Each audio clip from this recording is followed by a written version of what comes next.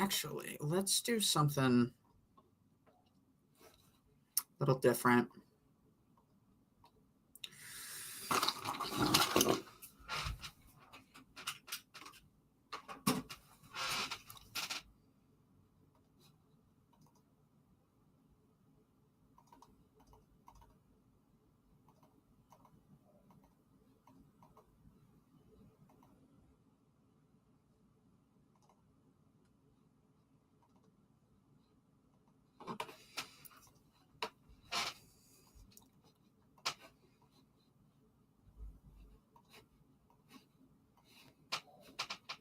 Open this up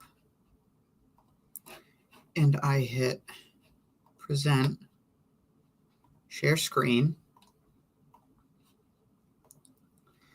There we go. So we got that going. I figured, hold on.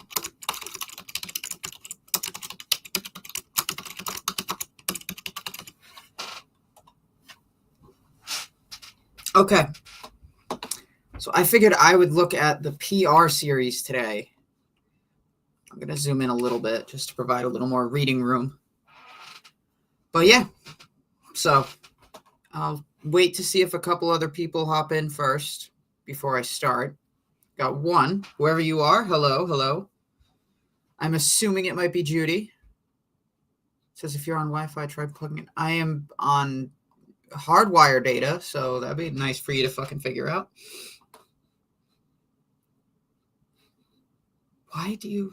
I'm connected via hardwire. What the fuck? Oh, yeah. I got my little sign behind me. The sign that I was... All right, so I was at a bowling event yesterday with Manning, Cubs, and Cricket Cinema. Had a great fucking time. And if y'all remember from the protest down in New Haven that happened recently, where me and Manning got splashed with some fucking drink or whatever from some dude from the church, probably a DSA or some shit. This is one of the protest signs that we used. It says, please save Cubs champion 16. And then on the back, it says, beat, beat, it's a cult. Everybody who donated that day had their name put on the sign. Cricket Cinema signed it. Cubs champion signed it. He signed it twice, actually. So, yeah. Y'all, whoever was in the chat that day nominated me to keep it. So I appreciate it. Thank you. I will put, let me see, I will put the Cubs champions fundraiser link into my chat. So if you guys want to help support Cubs, you can. It'd be greatly appreciated if you did. But yeah. So without further ado, no, that's not how I want to arrange that. Can I put myself down here like that? Does it look normal that way? Yeah. Yeah, it actually does. All right. So, you know what? I'll get started with the first HCO policy letter of the 13th of August, 1970, issue 1. This is called Liabilities of PR. PR is public relations, a technique of communication of ideas. All right, let's look up the definition of PR.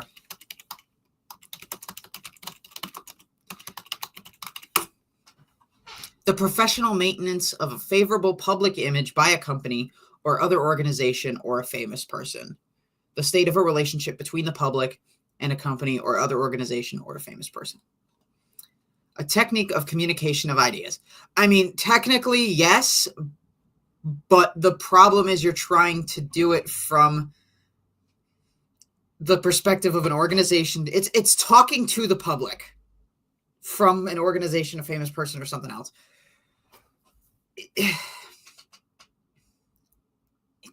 I don't like this definition because it doesn't encompass any of what... It encompasses the bare bone essentials of what PR is.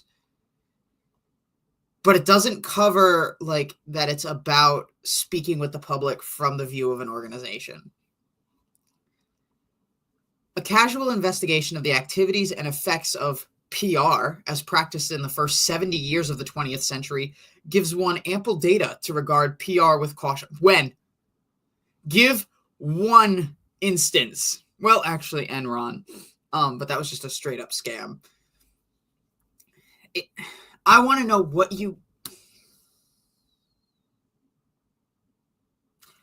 was your research, Hubbard? You're never going to say what your fucking investigation was. What did you investigate? What activities did you look at? What effects did you look at? Where did you look at them from? And considering this fucking thing was written in 1970, shit has changed since then. The subject is one which can be said to be dangerous in its incomplete stage of development or in the hands of inexpert or unscrupulous people. No shit. Any field is going to be not good or possibly dangerous in an either incomplete stage of development or the hands of people who aren't experienced. No fucking shit. I mean, if any of you have worked in PR, just let me know. Thus, we have three major liabilities in PR usage. It is an incomplete technology as developed and used up to 1970. The human mind was not a known field, and still completely isn't, but we do have a better grasp on it without any contribution from you. Any early technology of the human mind was perverted by the University of Leipzig studies and animal fixations of a Professor Wundt in 1879, who declared man a soulless animal subject only to stimulus response mechanisms and without determinism. First off, a lot of shit has changed in 100 years from 1879 to 1970. Like, why are you still going off of this? Why are you still...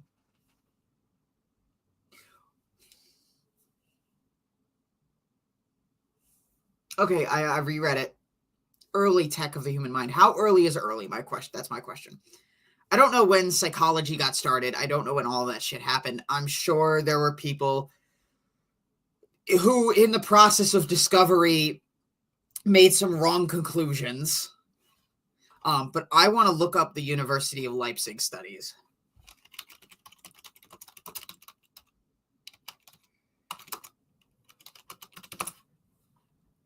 University of Leipzig psychology studies. I don't want to graduate with a... Okay, so we need to look up Wilhelm Wundt studies.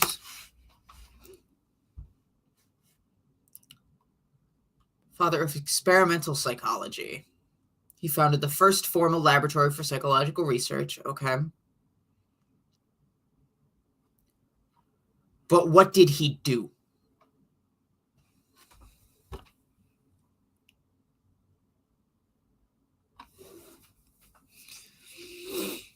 The event marked the official birth of psychology as an independent field of study. The new lab was full of graduate students carrying out research on topics assigned by Wundt, and it soon attracted young scholars from all over the world. But what did he do?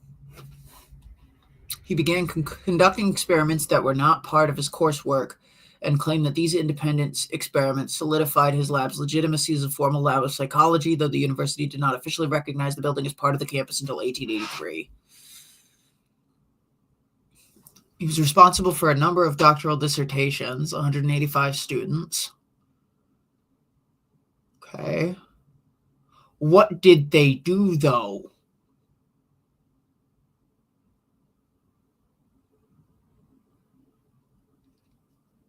Granted, shit may have gone down in 1879. Why do you need to worry about early technology of the human mind? Why not talk about everything that came up after that? Why focus on stuff that happened in my case, 2 centuries ago? Further perversions entered upon the scene in the 1894 libido theory of Sigmund Freud, attributing all reactions and behavior to the sex urge. Stop bringing up 1800s shit, You don't need to mention that it's an incomplete technology. Why are you referencing shit that happened in the 1800s? Why don't you refer to any of the psychological breakthroughs that were made up until 1970? A lot of shit happened. The shit back then may not have as much relevance. And yet you're using this as part of the...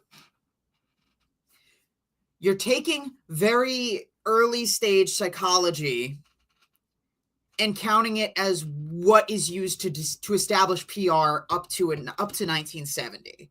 Like, what the fuck are you talking about? Okay. I'm going to keep getting angry. I don't know why. Well, actually, I know why. This shit is bullshit. Excuse me. I'm going to eat something quick.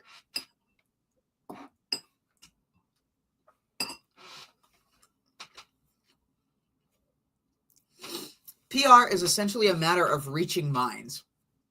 Therefore, the above three factors have given PR strange elements and bedfellows which have curtailed its development as a subject. No, only you are saying this. Only you are mentioning these 1800s things, which have nothing to do with any place from 1900 to 1970. You completely discount all of that. Naturally, you'd have to know something of the mind to handle PR, and you sure fucking don't. Yet if a PR man is operating not only without knowledge of the mind, but with a corrupt idea of it, as in Wundt or Freud, his use of PR technique, but not... PR people aren't using Wundt and Freud. His use of PR technique can spread a fantastic amount of aberration into the society and can result in an aberrated society.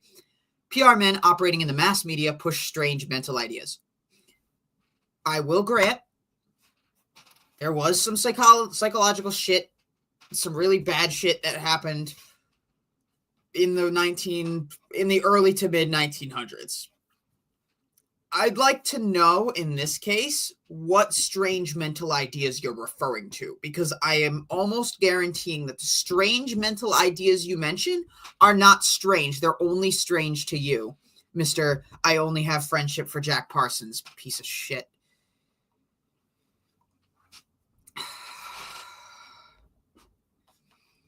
Two, inexpert PR men can make a gruesome mess out of the subject and the society. Working with an incompletely developed subject, yet using the powerful communication systems of the society, it is not only not unusual for the work of a PR to recoil on his own employers, but is usual to bring them into decay. You're only basing your second point on point one.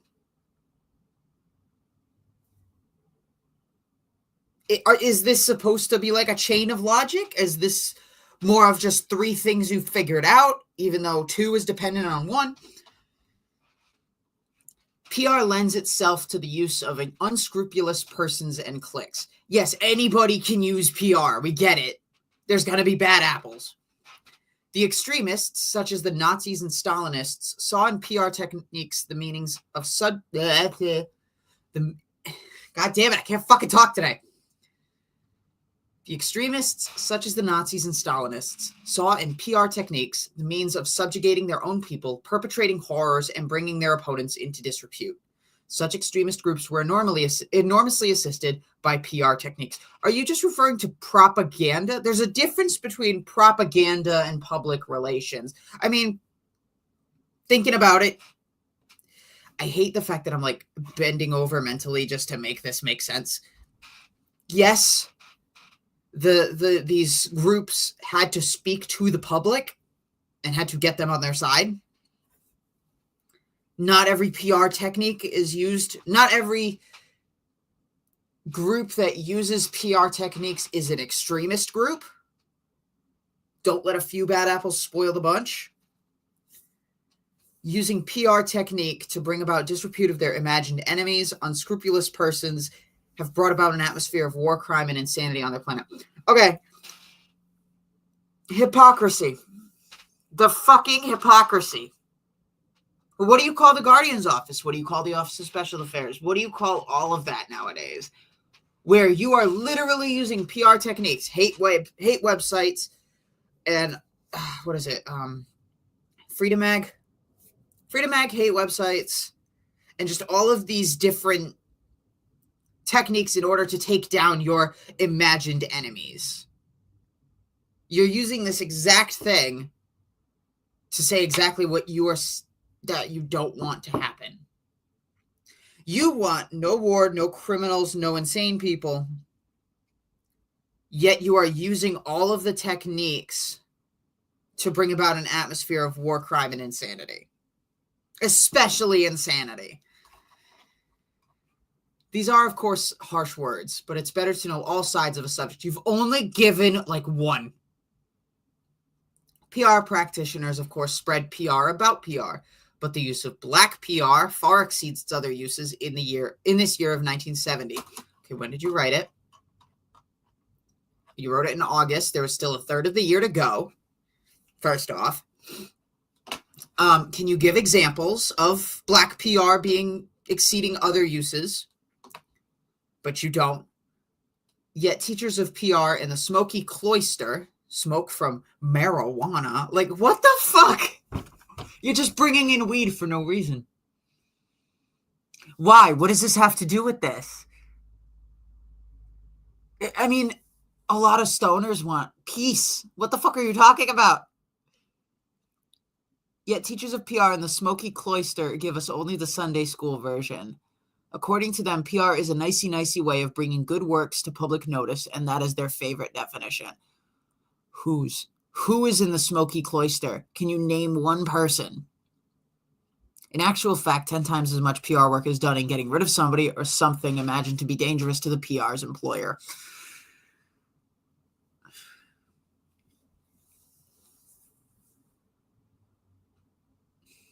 I'm just going to move on. You're pulling these numbers out of the crack of your ass. No.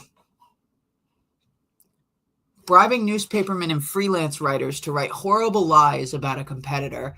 Bribing or lying to congressmen or ministers or members of parliament to get a law passed. Isn't that just called lobbying? Or members of parliament to get a law passed to enable a fast buck to be made, and countering the ploys of the other firm's PR men are the common duties of a working public relations employee. You sound like you have no experience working in public relations. You do not understand a single fucking bit about it. So, at this point, this whole document is just, you could say whatever you want and pretend you have experience, pretend you've investigated. And I'm just, you pull shit out of the crack of your ass, which, I mean, is standard for Hubbard.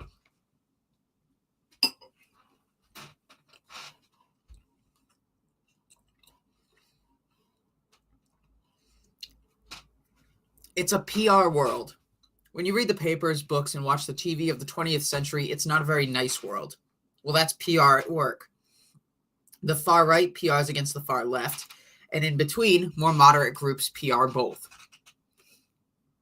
Are you just referring to political shit? That seems like all you're referring to. There's more PR that goes on than that. Every government department in England has a PR office. The beginning of the decline of the British Empire and the first British Government Information Office are of similar date. What do you consider the decline of the British Empire? Would you say when they first lost a colony? Would you say...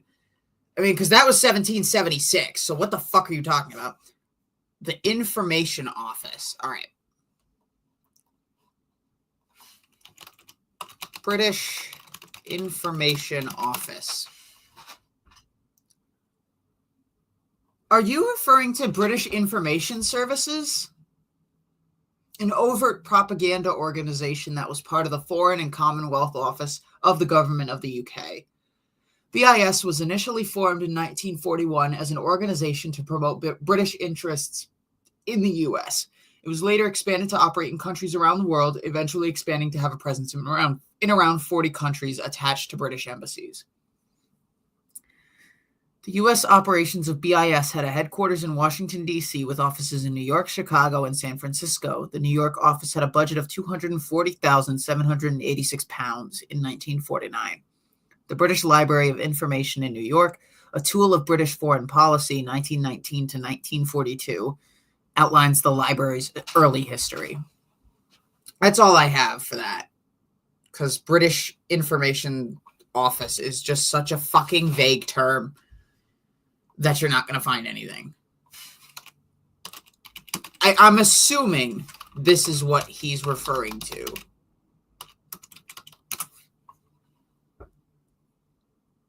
The British Information Office primarily refers to the British Information Services, which was established in 1941 as propaganda. So you're referred to propaganda and the decline of the British Empire. Again, what do you consider the decline of the British Empire? The unsavory history of PR, its use to perpetuate questionable interests and cause needless and murderous quarrels, must be confronted as part of the study of PR.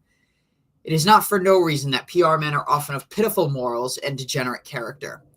The countless trillions of volts of radio and TV, the rivers of newsprint and pages tearing through the presses, pour fantastic lies into the overwhelmed population of Earth. The prevailing tone of dismay and contempt across the world is stimulated and kept alive by PRs. Is that something you could put an S on? I feel like it shouldn't be. Because public relations is just its own thing. I don't know. So disabuse yourself of any idea of a pleasant scene in the field of PR. Basically, ignore everything good you know about it and just go with what I say. So, no, fuck you, no. Even if you're engaged in the promotion of the most worthwhile objects pushed by the most altruistic leader, PR work is done cheek by jowl with some pretty questionable characters whose objects are far from worthwhile and whose masters are about as altruistic as a rattlesnake. Prove it. Name them. Who are these pretty questionable characters, or are they only questionable according to you?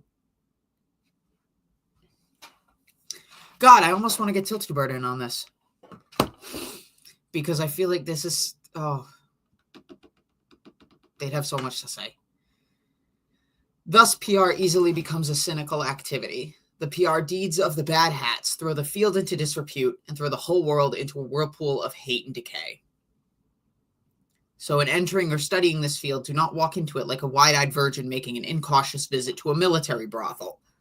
There is no reason to be disillusioned if one does not start out with illusions. PR is a partially developed technique of creating states of mind in different types of audiences or publics. PR can be used or abused. Thus, before proceeding any further with the subject, it was necessary to restudy the subject and find out what was wrong with it, add it to the subject, and thus make it less dangerous to use. The liabilities of PR as taught and used before 1970 were, it inevitably recoiled in greater or lesser degree to the harm of its user. No, not necessarily. It had long repute as a carelessly or badly used subject full of failures. There were some, but not all. It is normally used into the teeth of competitive... I feel like you're just mentioning propaganda here. There's a difference between propaganda and public relations. I mean, propaganda is a method of public relations, but it's not all of public relations. It is normally used into the teeth of competitive PR.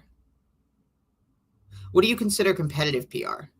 You talk about the lobbying shit? Hold on. All right. I see this first. What can you do to help me? Right click. You cannot do anything. I thought you had more options here. Actually, click. I'm very curious. I'm going to let it process this. We'll do that later, actually. Unless these objections could be nullified or new discoveries and developments could be accomplished, the basic techniques of PR were about as safe as a cocked Spanish pistol, ready to blow up its user long before it hit anyone else. Why Spanish pistol? Were they just notoriously defective? Unless these objections could be nullified or new discoveries and developments could be accomplished. I'm sure they've already been nullified. New discoveries and developments are being accomplished. A lot of PR has to do with psychology, which you don't fucking believe in, so how the fuck are you going to use that?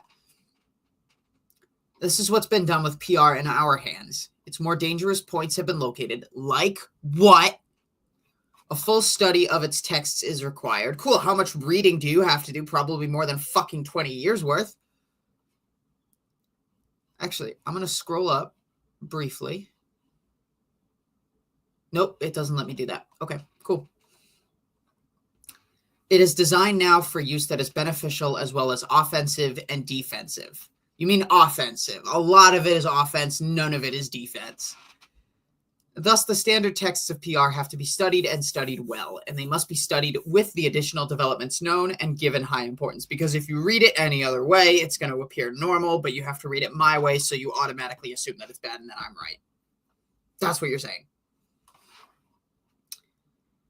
Only then is it safe to use PR techniques. Otherwise, PR activities are almost a complete liability and will lead to trouble. Almost a complete liability. So he can't say completely. Almost a complete liability. How close? How close to completely are we talking about? Are we 75-25? Are we 90-10? Are we 80-20? What the fuck? In this series, we'll bring PR up to date from the liabilities which exist in its purely PR college textbook practice. You probably haven't picked up a fucking PR textbook in your life. How long is this one? 2, 3, 4 pages. I'm still going to read it anyway because I only just finished the first fucking document. But excuse me, I gotta eat first. This is just severely pissing me off.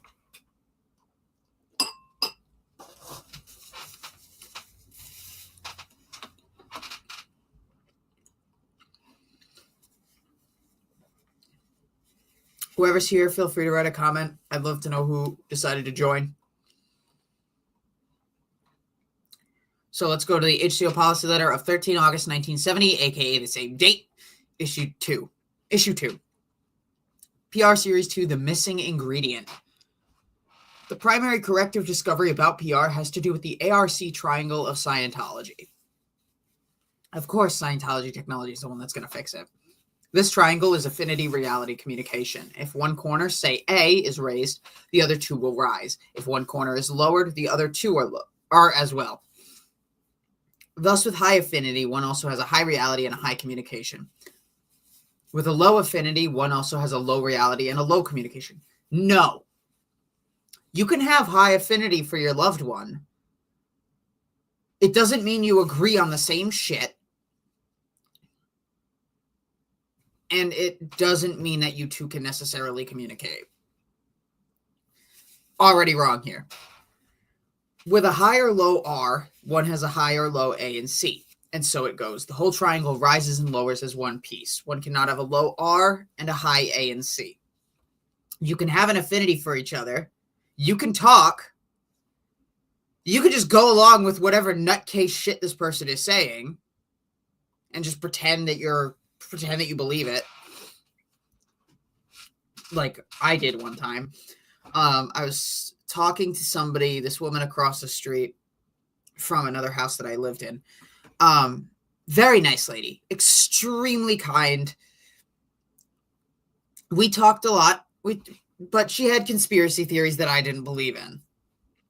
But now that I think about it, there were a lot of the common ones, like fake moon landing and all that bullshit. All that shit. I'm not saying it's necessarily bullshit. PR is supposed to be a communication technique.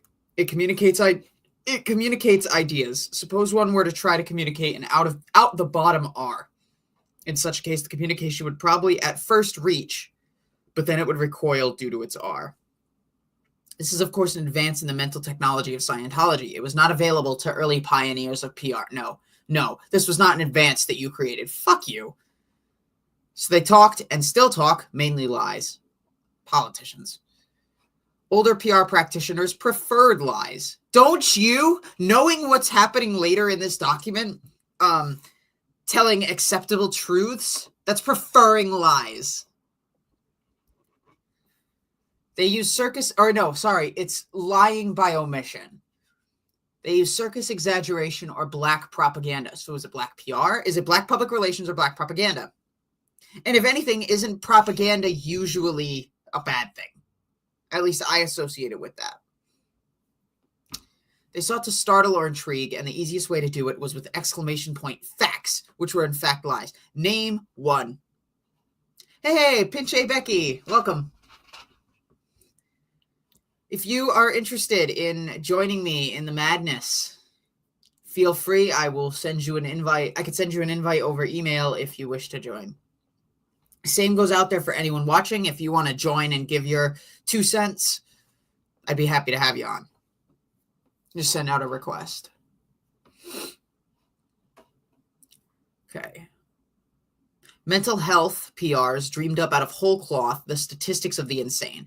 No, they probably didn't. Granted, their definition of insane was some other shit back then, but that doesn't mean they were lying about stats. Wait, 9 out of every 15 Englishmen will go insane at some period of their lives is a complete lie. Who said this? Who fucking said this? Let's look this up. 9 out of every 15 Englishmen will go insane. I'm just gonna Google that quote. Oh, look, the first 2 things that shows up.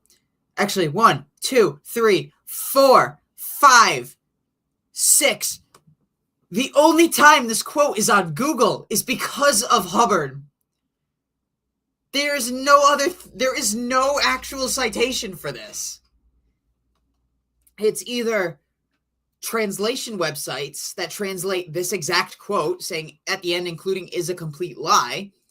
It includes Scientology courses, Tools for Life, and is called the missing ingredient, or is under Fundamentals of Public Relations. You're the only one that said this, Hubbard. Or you're the only one that said this that I can find. I'll give you that. I hope the visit goes well. Pinche Becky. Streams of such false statistics gush from PR lobbyists to get a quick pound from Parliament. The stock and trade of PRs, whether hired by Stalin, Hitler, the I Will Arise Society. What is the I Will Arise Society? The missing ingredient is absolutely brains. What is I found the Arise Society. How long have they been around? That's not what that is. No, we're going to look at I Will Arise Society.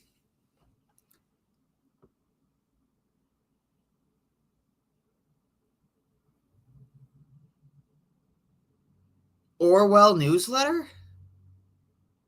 What? Hold on.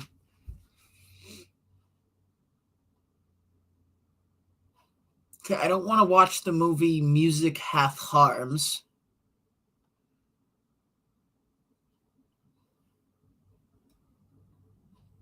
And I really don't want to have to go through this fucking entire, old historic newspaper PDF to find the quote.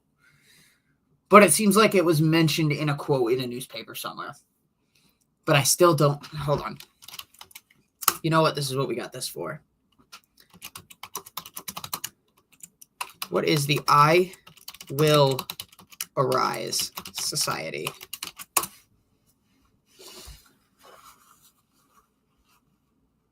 The I Will Arise Society, it doesn't appear to be a wide... No, it... Look back from the 1940s.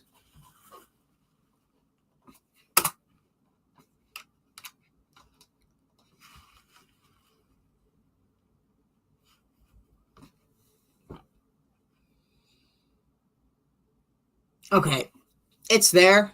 I just have to find the literature of it. Anyway, the U.S. president or the international bank has been blackballed-faced lies. The U.S. president has given 2 different figures of the percentage of increased government cost per year in 2 months. His PR man was trying to influence Congress. The Backfire 8 as the car of the century, and the parachute exhibition record-delayed drop, and the ambassador's press conference on Middle East aims are all PR functions and salted throughout with lies. Give some lie examples. First off, what is the Backfire 8? because that does not sound like a car.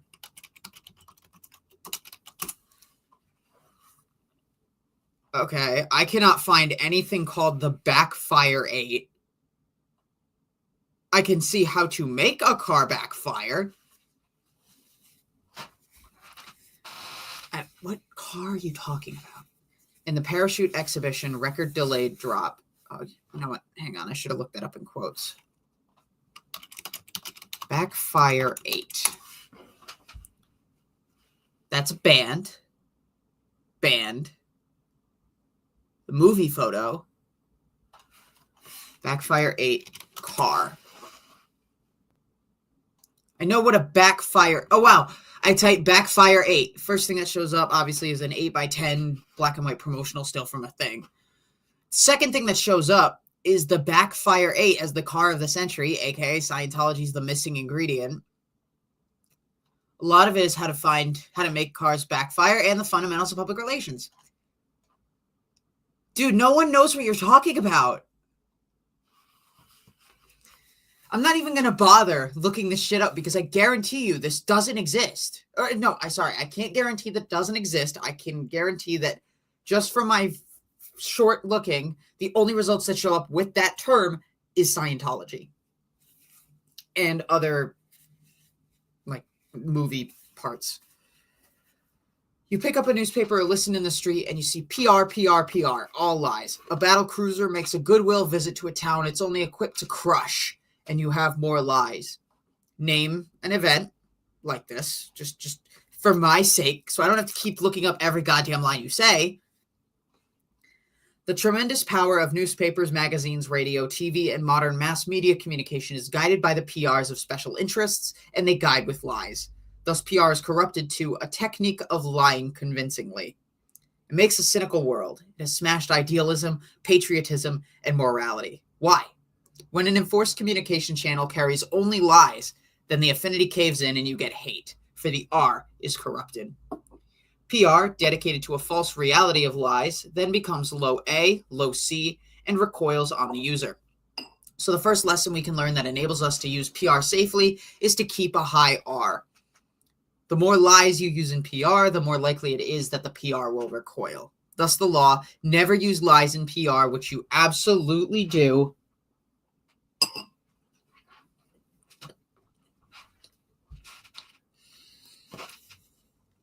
Automatically not using your own information. The trouble with PR then was its lack of reality. A lie, of course, is a false reality. The trouble with PR was R. Okay, there's a difference between reality and relations. But you're making it sound like the relations part was the problem. In getting out a press release on a new can opener that opens cans easily, and you want to say a child could use it, find out if it's a fact. Give one to a child and have him open a can. So it's true. So use the line and say, what child? Yeah, name all of your sources, motherfucker. Don't call it the can opener of the century. It won't communicate. You don't communicate. Just because radios, TVs, and press pour out does not mean they communicate.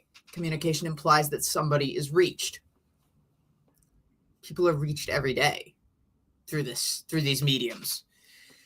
Don't tell a lie to city officials when the truth is just as easy to tell. Why go to all the work of dreaming up a lie if you do because of their own interests?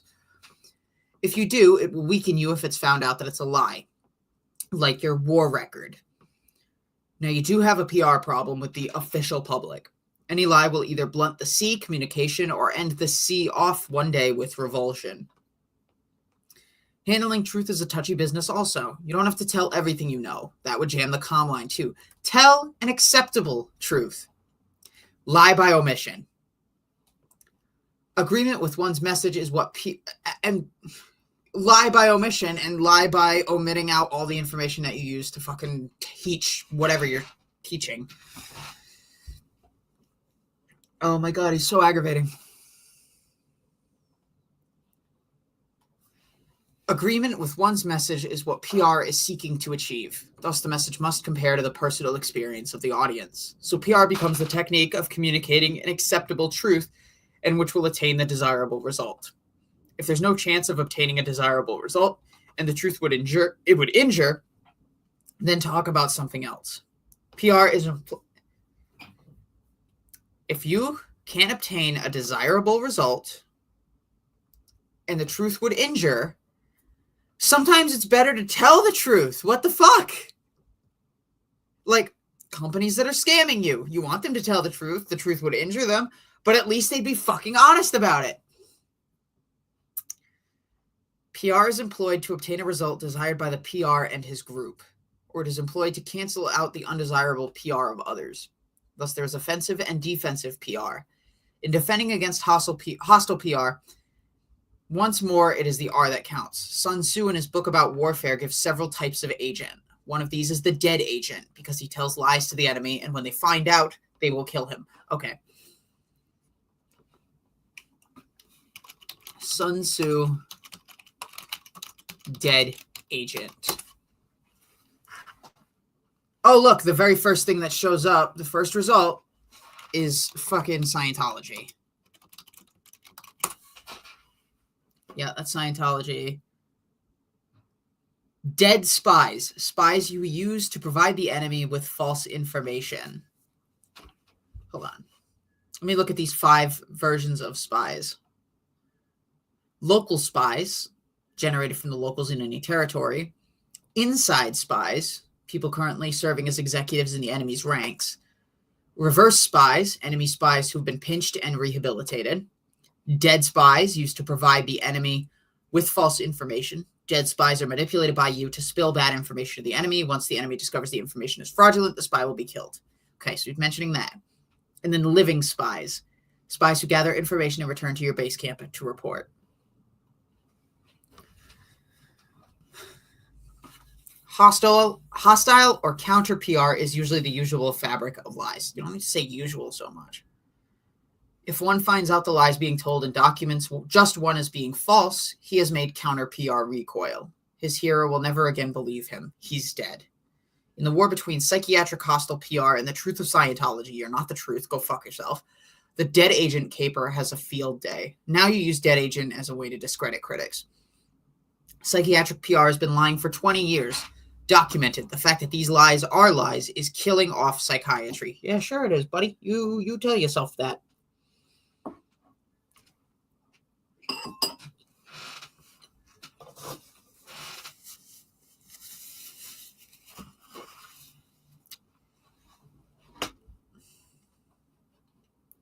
You understand, it's not one PR's word against another's. It's one PR's documents against the other's PR lies.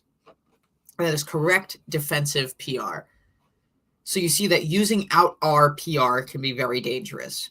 If one is trying to PR an abuse into decay, aka or a dangerous activity in itself, which is a dangerous activity in itself, he obtains the desirable result by documenting truth. But using the dead agent caper is quite enough, almost always. The use of R not only involves truth, it involves acceptable truth, and that involves the fixed opinions of another or others and their experience. All this is contained in the subject of reality. What is the R of another or others? This involves surveys. Then you know what truth he or they will accept. Imagination in PR is not limited at all. It takes lots of imagination. But the imagination should be devoted to how the truth is made acceptable to the R of others and how the calm is delivered. Devoted to how the truth is made acceptable, how you can twist your words and lie to people.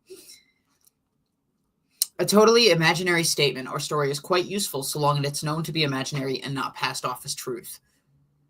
In a PR world, truth is the... You mean, wait a minute.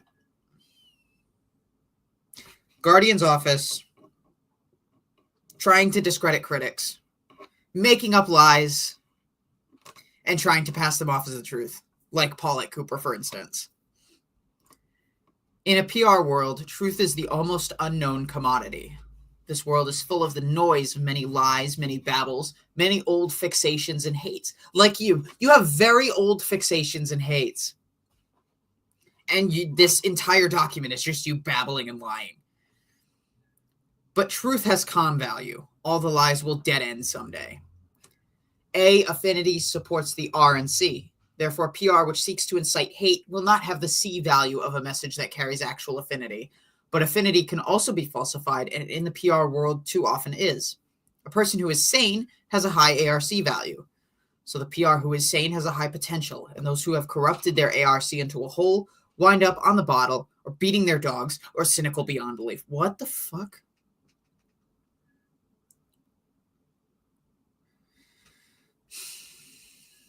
Serving mad masters, a PR hasn't much chance. So there is a technique known as public relations, and it has the high liability of abuse through lies and the degrade of its practitioner. But if one strictly attends to the values of truth and affinity, he will be able to communicate and can stand up to the strain. Knowing this, PR becomes a far more useful and mature subject. Not in your hands. How long is this one? 3 pages. Let's go. HCO Policy Letter of the 13th August 1970, Issue 3. How many of these did you write in a fucking day? Wrong publics. What is a public? One hears the public. A star says my public. You look in the dictionary and you find public means an organized or general body of people. There is a specialized definition of the word public, which is not in the dictionary, but which is used in the field of public relations. Public is a professional term to PR people. It doesn't mean the mob or the masses. It means a type of audience. The broad population to PR professionals is divided up into separate publics. Possibly the early birds in PR should have begun to use audiences back in 1911, but they didn't. They used the word publics to mean different types of audiences for their communications. So you won't find this in the dictionaries as a PR professional term. But you sure better wrap your wits and tongue around this term for use. Otherwise, you'll make more PR errors than can easily be computed. Okay. If it's not in the dictionaries, then it probably means it's a word that you decided to change the definition of. Wrong public sums up about 99% of the errors in PR activities and adds up to the majority reason for PR failures. So what's a public? PREs, or PR slang, uses public along with another word always. There is no single form for public in PR. Hang on. Hello, Thejourney2020.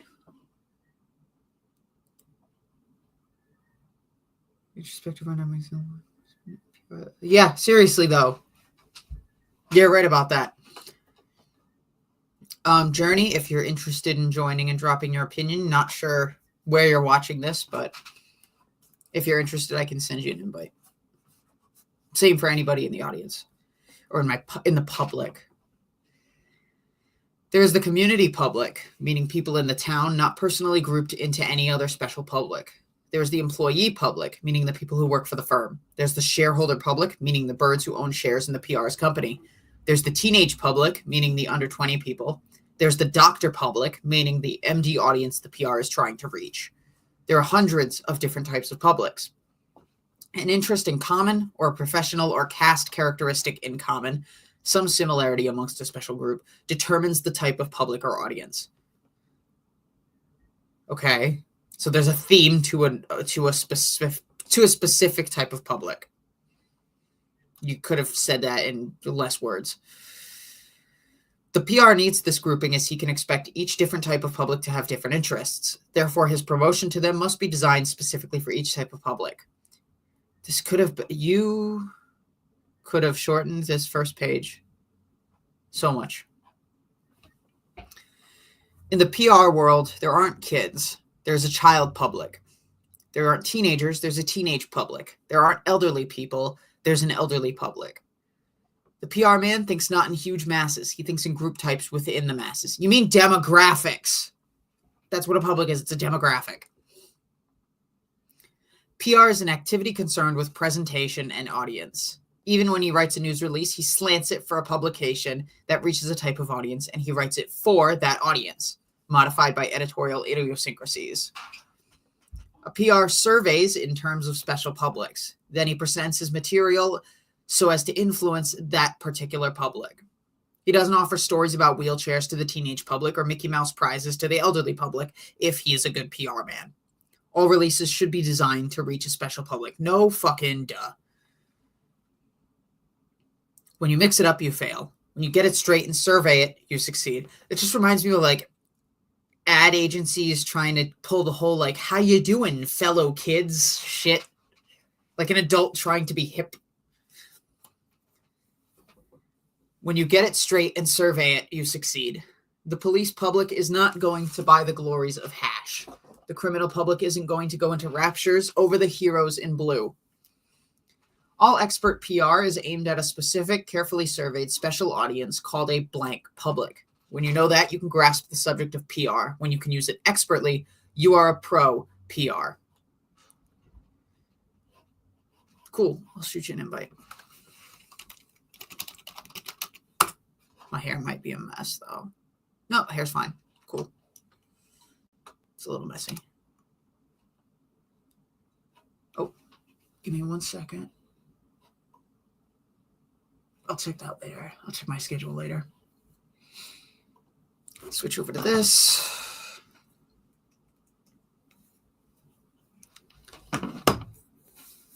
Okay, go to...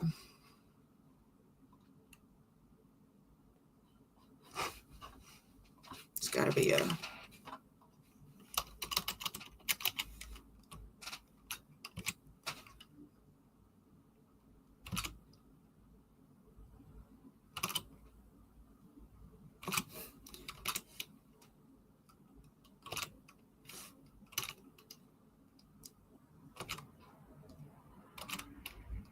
Just give me a minute. I gotta get your email address again.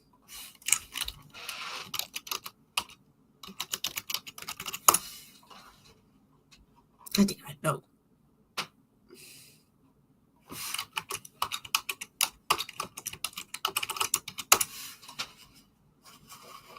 Search instead for this. Thank you.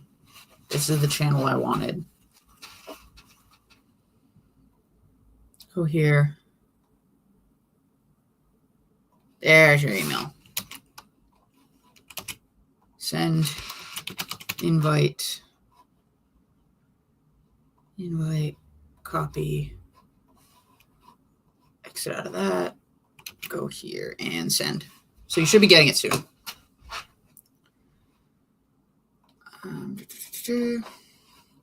I'll be keeping an eye on the backstage.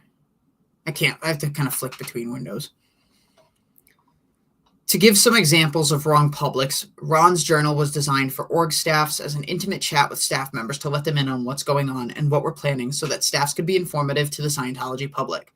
It was a staff public medium of communication. Somebody in New York broke the rules, played it to the Scientology public. Then somebody else figured it was a substitute for a Congress and dropped Congresses.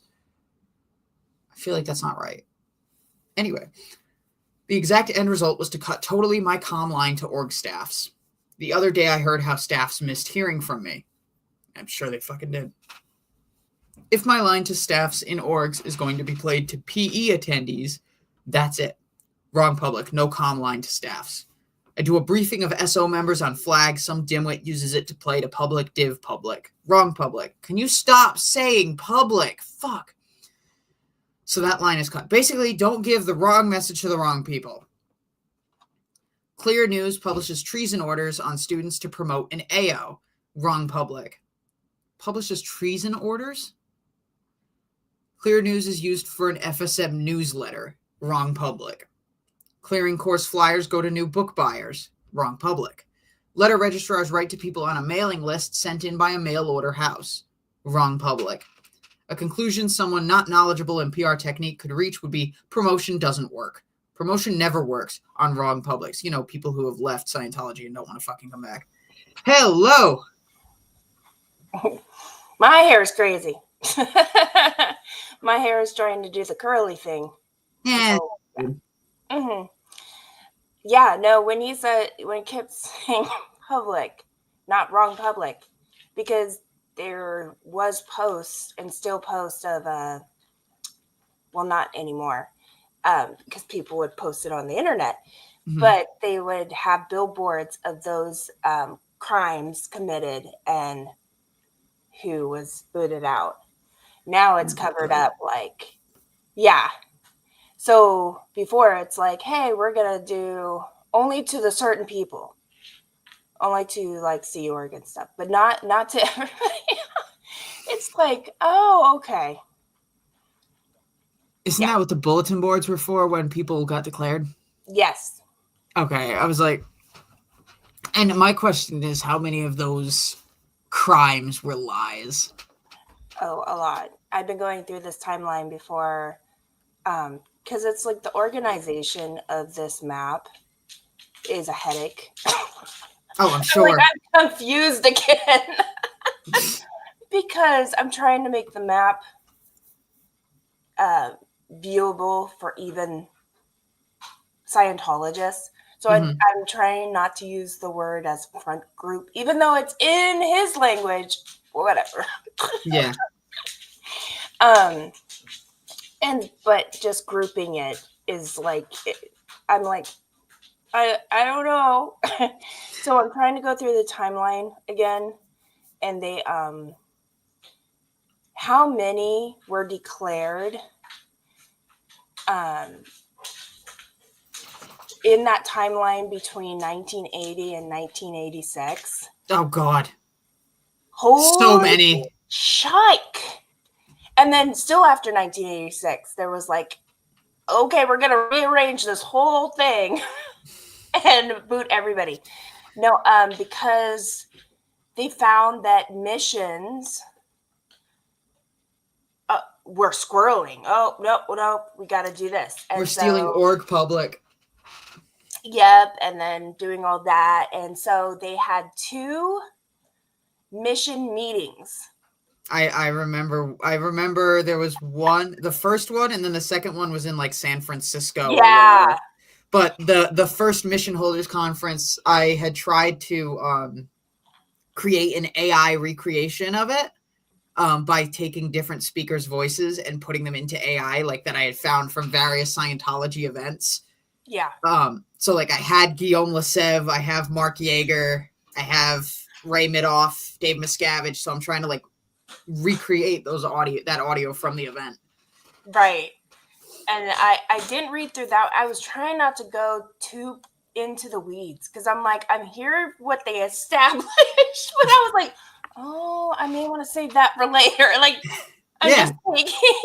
And I was like, damn it. But the second one, they have it in writing too of all that went. And it was like, they some missions were taken from people. Mm-hmm. Others didn't show up to the meeting. Give me 1 second, just letting my dog out. Yeah.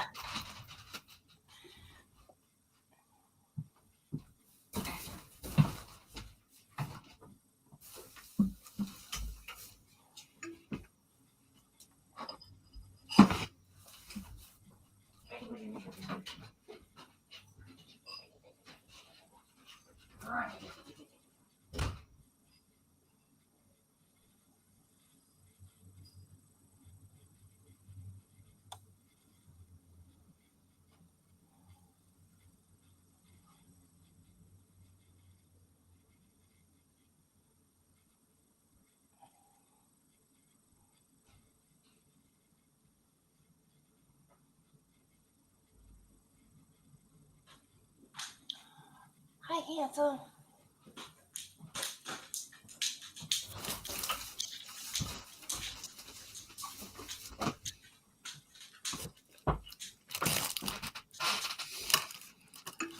Okay. Yeah. No, so like 100 or so didn't even go to the meeting. And then they decided, he said, and I'm pretty sure you can tell them, like DM was like, you can tell them all this information, but then it was like, if you don't go by these new rules, and it's like, what? And then so that's when missions, just because that was their main yeah, this is it. Yeah, that was their main, because orgs, yes, were opening, but missions to actually have information and stuff. So I don't like all this. Oh, and there was one who was like, all right, there's this ad, blah, blah, blah. Who here has used that ad? And then hands raised up, and it's like, that's the wrong ad. Yeah, that was. It's like passive aggressive, man. So, yeah, this PR system, I hate how he uses the word PR because first, it wasn't in the dictionary and he admits it. But I want you to really learn because you can learn from this. It's like, what? Yeah. No, all his writing, I'm just like, how do people get sucked in? Because I can't. And I'm still trying to figure out where he got his physics degree. Seriously, though. Because it says it in the timeline about this one whatever place will get like just give out to whoever they feel like deserves it. Mm-hmm. But to change from like a doctorate to all of a sudden he's a physicist, I was just like, I'm sorry, when did you even start school?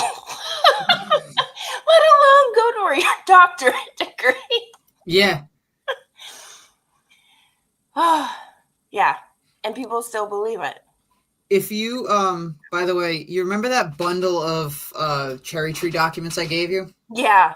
If you go to the events one and open that up, the 1982 Mission Holders Conference will be the very first sub result, and in there should be the transcript for the speech if you want it. Oh, awesome. Okay, because that's a rabbit hole that I was like, hold off. I'm overwhelmed. But yeah, no, thank you so much for all that information. Mm-hmm. Holy cow. Yeah. No, it's insane how the shift began like in 1980. Mm-hmm. But yeah, no, and it's crazy. And they promote that he was the youngest auditor. I know, like that's something that's child abuse. It's like, no, it reminds me of like the whole, did you ever see the movie The Interview? About like with like Seth Rogen? No, but I've seen clips from it. Okay, it reminds me of when they say that Kim Jong-un never poops. Oh, yeah. No, it just seems one of the his whole promotional PR for how he treats people, or he's so approachable. I'm like, who has approached him? Who has approached him at a whatchamacallit, a ribbon ceremony? So yeah, I'm trying to go through the timeline and stay focused on when something was recognized to go ideal, and when it opened, and then also it's tracked when they went to a country and established, or at least began, so kind of like a mission. And they use mission, the word, as handling. Yeah, Sea Org missions. Yeah, and they were like, like this person was on a mission, that person, yeah. And I'm just like, so then I was really trying, because I'm like, keep scrolling down this time. Because I was like, oh my gosh, this is going to take forever just to figure out the dates and stuff. But yeah, I feel like I'm going to build this wall of paper of like this huge. You will eventually have so much paper that you will need to upgrade your house. I know. That's why I'm like, okay. I'm like, well, I have a ton of sticky notes, but no, I don't want to do that either. Because I'm just like, okay, where am I going to sort you? Because it's random. It's random bits of information. And then I'm like, stay focused, stay focused, stay focused. Hi, Irish. Hey, Irish Mark. But yeah, no, it's the way they do PR missions, and now it's been ideal missions. And then when I started mentioning that in the chat, everyone's asking Aaron, what's an ideal mission? And because he doesn't like missions. Missions don't go ideal. Well, apparently they do. Huh. Yeah. That's They new. just move into a bigger building, or they actually put a big, yeah. The first one was in Taiwan. Wouldn't an ideal mission just want to try just becoming an org? Well, actually, no, they can't become an org at that point because they're only delivering so few services. Yes, but some of them now do the Purif. Oh, that's why. Yeah. Most missions don't have a built-in sauna. Nope. And so they have different services, but of course they place all the information of the drug-free world and all the other Narcanon and stuff, because before they would just send them to the org. Mm-hmm. So they're it's just weird to me because I do want to put this all up on the Google Earth has like a new program where they can do timelines. Oh shit. Yeah, I'm so excited. But I was like, I gotta get my shit together. And that's what I'm really trying to figure out too, the timeline. So that way I have it and then I can figure out that program. And so it could really show visually, not just all these pieces of paper, but when a lot opened and then all of a sudden the shift to because there was like a 2-year period where it's all lawsuits, especially after they got their 1993. It was all of a sudden I was like, there's no information, no one's opening anything. So yeah, so it's and when they were recognized as ideal, that was a bigger shift in the 80s. So no one was really opening new ones, but they were moving and then opening. So I'm just like, that's not growing. Yeah. You're still only one entity. So yeah, to try to put that in and then have the program kind of do a visual and have like a video of it of the movement and what it is now. Because that timeline kind of stops at 2000 and they don't really a lot of missions just came and went, or they're still there, and it's trying to keep track of all from 2000 to 2024, which I do have a lot of information because the internet. Duh. Before you couldn't find any, but that's where I can figure out not an exact time when something opened and closed, but I've noticed some orgs that I don't recognize that I'm like, I think that org's gone. I think this one, and so it's going to be interesting to see visually a timeline of everything. So, hey, Fluffer Squirrel. hi, Fluffer.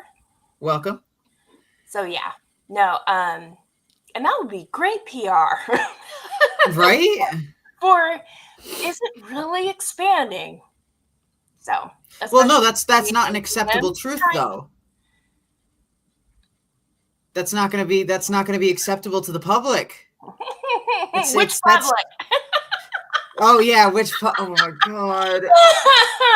Because which to the right people? Like, oh my gosh, people are people. It'll be you're not. Yeah, it'll be favorable to the non-Scientology public to see that Scientology is failing. But on the other side, like, yeah, because it's going to be interesting to see DM's timeline versus Hubbard's timeline. Yep. Well, of course, Hubbard's timeline is going to be like more popular and stuff like that because Hubbard. Yeah, Hubbard's timeline is weird too because he just moved things around also. Hi, Joe. Hello, Joe, and hello to Antics. So, what's weird is that the considered founding org is not really the founding org. What was that, Elizabeth, New Jersey? Something, yeah. Or it's DC, I think. It's Washington. Oh, yep, the founding church in DC. Because and where Hubbard like all these entities kind of bloomed, he moved them around. Especially when he went to, I forget where he was before he went to New Jersey.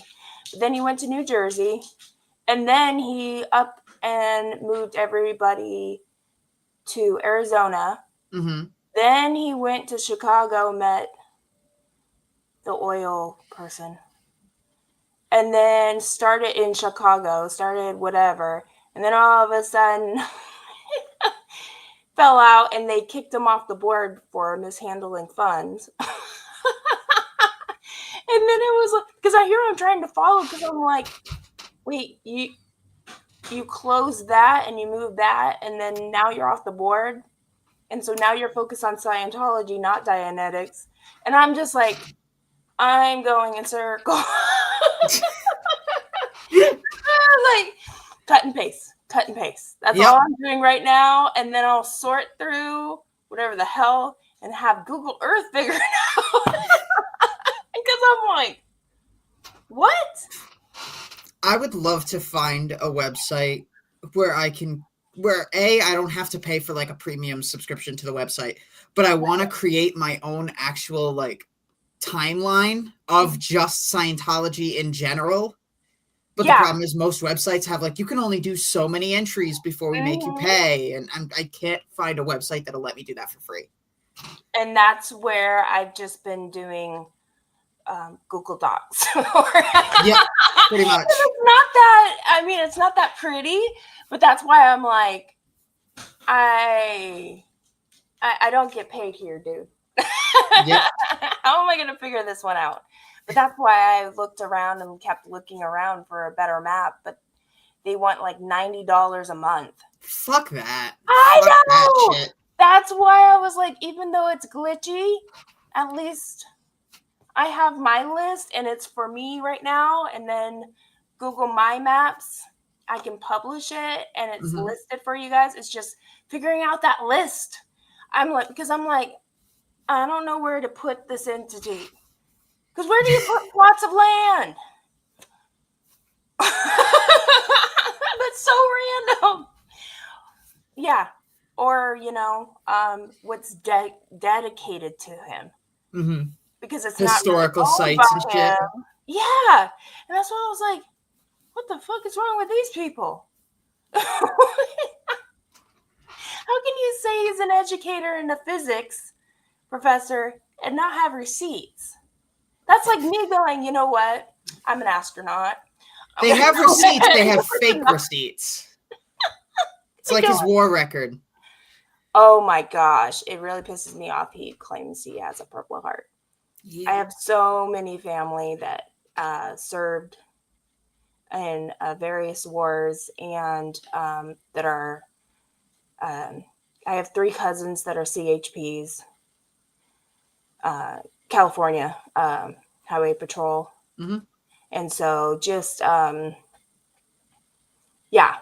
to say you did that and with how dedicated you have to be in your life and swear, be sworn in to serve it's just like, you're not doing anything but just spewing out words and be like, to this public, not that public.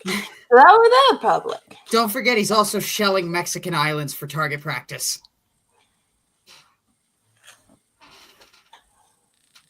But he cured himself, and he jumped on a bunch of people and saved them from me. But I'm like, that's not how it works either. Mm-hmm. Your body did not just become like a metal plate. That's why Force field. That's why I'm like, you would have been shot too. What are Yeah. you doing? No. You didn't save anything. Oh. Yeah, that's why I don't understand how he was an officer, because in World War II, both of my grandfathers served, one on battleships in the boiler room, and the other Air Force. And he makes it sound like he just was flown around in a plane, but I'm pretty sure he was the bomber. But he's just like, no, I sat in the back and just flew around. I'm like, oh, okay. I'm trying to find the letter that was given. Hold on. That basically said he was a failure in duty. Oh, here it is.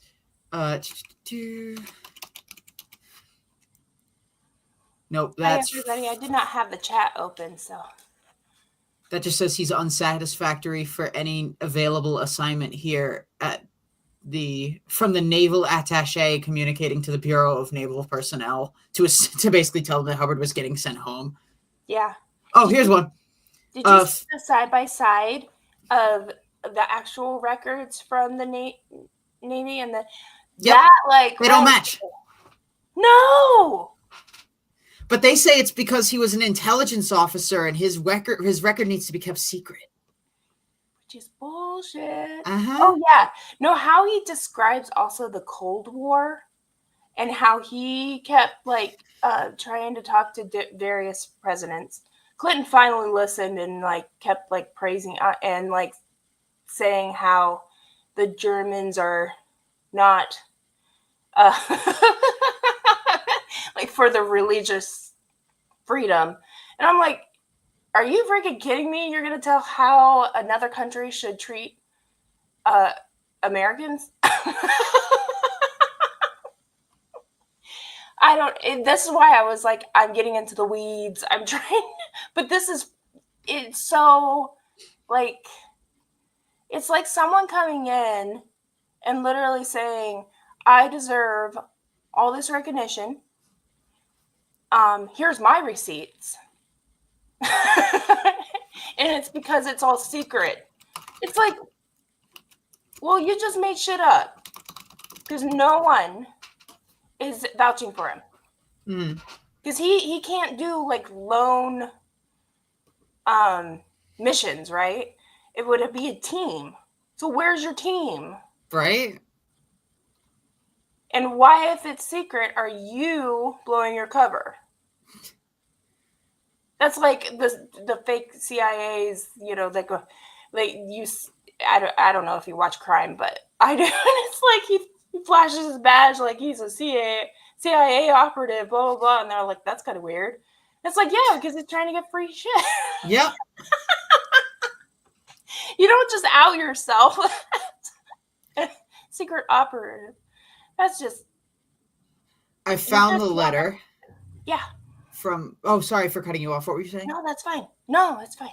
Okay, from the Naval Attaché to Commandant 12th Naval District from the 14th February 1942. It says, subject, Lieutenant L. Ron Hubbard, suggestion as to nature of duty assigned.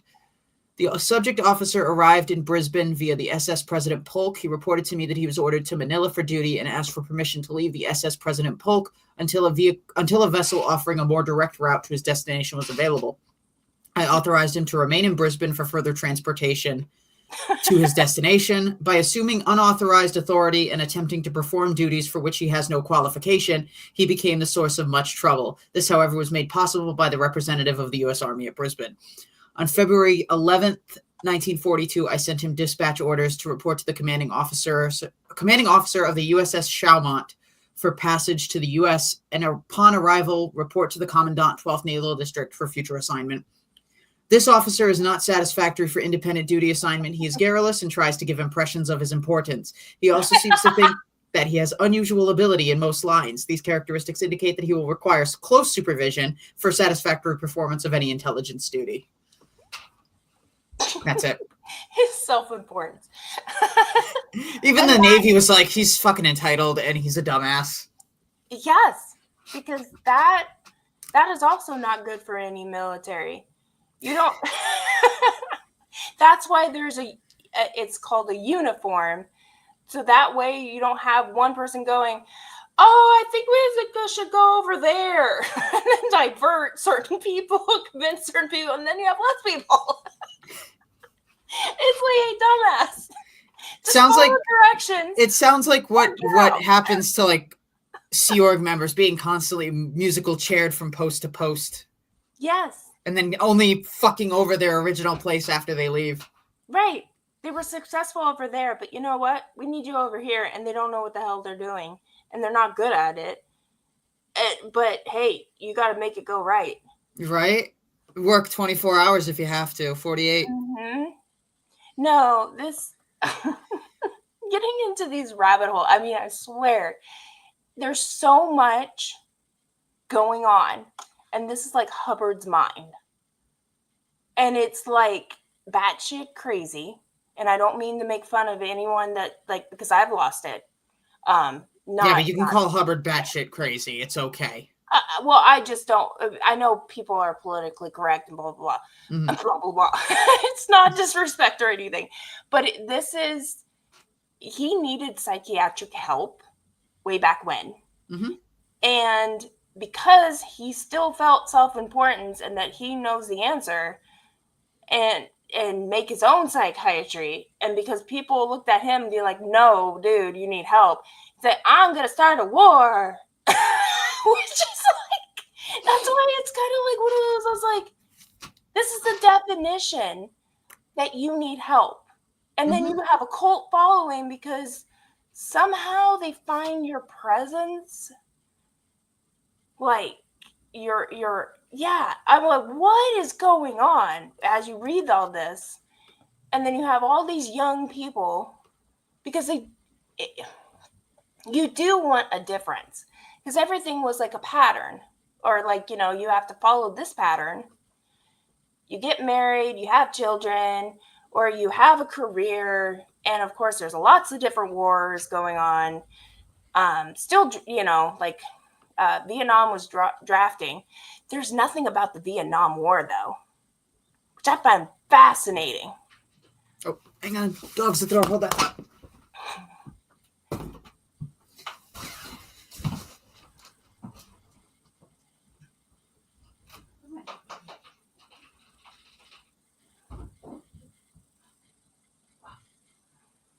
Sorry, guys. My hair is a little wanting to do its own thing.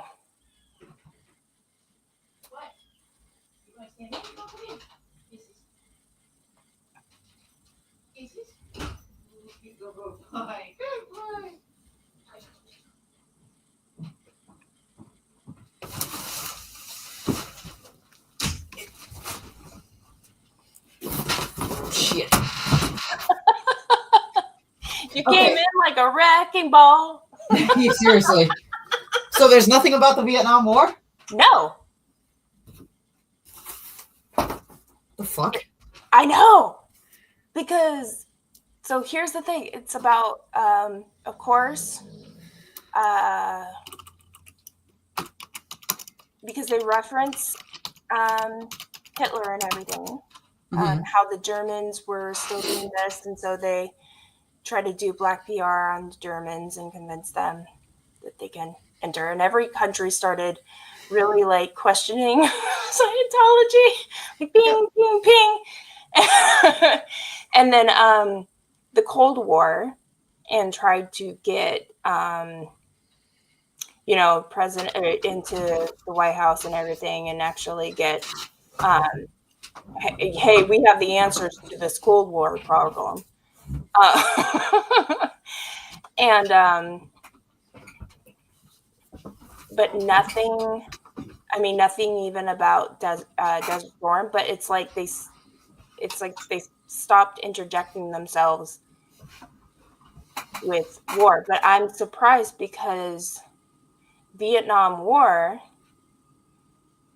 I'm going to get the dates wrong, but we're still going on in the 70s and 80s. I think it was at the end of the 60s. 1955 to 75. Yeah, and nothing. It's all about the Cold War because Cold War lasted 40 years. That's what scared more Americans than Vietnam. Yeah. Which blows my mind because the draft really scared people. Mm-hmm. And then but they're all interjecting themselves into other politics in different countries. Like, so it's like all these narcissists and like self-important people are saying we have the answer, and of course it's like all that that PR about put oh gosh, whatever, e-meter instead of guns in your hand. Just put the cans in your hands. It's literally, let's swap out e-meters, so that way instead of having them have guns, they have e-meters. Like, that's the answer.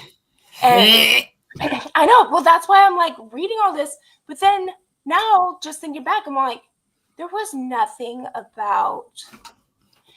And I think because they were on the ship, everybody else is doing whatever work with missions and stuff. Mm-hmm. But they went to the Bahamas. They were buying the ships, yeah, and whatever. And he was, and so everybody was like trying to say they're trafficking drugs on that. And then it became, no, they are actually CIA. They're not CIA. Yeah. CIA. I remember that like chant that they had down in oh fuck, where was it? Hang on. They got rocks thrown at their ship. Yeah. So all this, instead of the Vietnam War, where so many people were dying. It's like, I'm sorry, what problem? And I swear it's because Hubbard was on a lot of drugs. He was drinking lots of rum, popping pinks and grays. He already admitted it. Yep. But everybody, he is clean. He's clear. He is the source. And then, yeah, and it's like, that's when the operating Dayton 3 level came. Yeah. And came in a briefcase, switch, put it in the hands of, I was just like, you guys are all like not of this world mentally, because there's real shit going on, yet you're trying to clear the planet. This makes no sense. Well, they think by clearing the planet, that shit's not going to happen. But it's happening in the real time when you're supposed to be in real time. That's what doesn't make any sense. It's like, I'm sorry, did anybody remember what happened before or happened now? Where you're going, what your mission is, and put it all together. Anybody thinking? It's like, no, it's great. I'm pretty sure it sounds like an auditing checklist or an auditing process. Where were you then? Where are you now? Where will you be? Well, because it's like, I understand not everybody self-reflects. But if you could just remember 10 minutes before, you probably go, what is this shit? But the thing is, they're so, according to Hubbard's definition, they're so neurotically stuck in the present that they can't see for the future and they don't bother looking at the past. And then he contradicts himself and be like, you need your reactive mind. You just need to be in touch a chair, touch this. And it's just like, I don't think realizing a lamp is in the corner is the problem. I think maybe our leader needs some extra professional help. And then don't forget him giving Nibs speed in order to write History of Man. And then talking about the clam. That stupid shit. Oh my God. I know. And I don't understand how people don't realize that this person you believe so much says we evolved from clams. Yet we have body thetans. Oh, we don't even have body thetans. We are a body thetan. But then when you get to the operation level, we have pieces of body thetans. We need to help move on, or clusters, or it's like, well, that's the thing. They don't look at the contradictions, and that's what I try to do with my protesting, is to get them to hear the contradictions. Here's the thing. With the timeline of, it's interesting because they don't see the contradictions either in the free zone.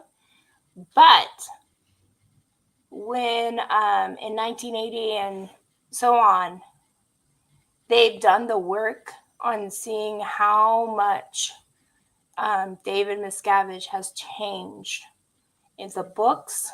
Yeah, they'll see the contradictions in the tech, but they won't see the original contradictions. No. But they realize, like, they're like, I'm not following David. I'm following the other crazy bastard. Yeah. But it's interesting because they mention a couple of things that Hubbard did that no, like, perfect being or whatever the heck they think he is would do. And they actually acknowledge that he was on drugs when he died. Sometimes people in the free zone confuse me, just from not their beliefs, but now that how they rationalize it. Yeah, because they call Scientology now a cult, but it wasn't a cult when Hubbard. It's so weird. It is. And I get how it changed to a, well, what's so funny is they do mention that Hubbard was a dictarian. But DM is a dictarian, but he changed everything, and that's how horrible it is. But instead of like, hey, you're out of ethics, condition, whatever, you know, you need to do this, or you're declared or whatever, DM just throws fits and throws people, or, you know, women, no matter what.